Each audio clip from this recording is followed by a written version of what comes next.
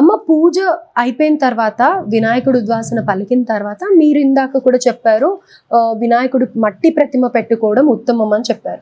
So అలాంటి సందర్భంలో ఏం చేస్తున్నారంటే చెరువుల వరకు వెళ్లకుండా ఇంట్లోనే గణేశుడిని ఒక బకెట్లోనో టబ్లోనో నీళ్లు పెట్టి నిమజ్జనం చేస్తూ ఉంటారు.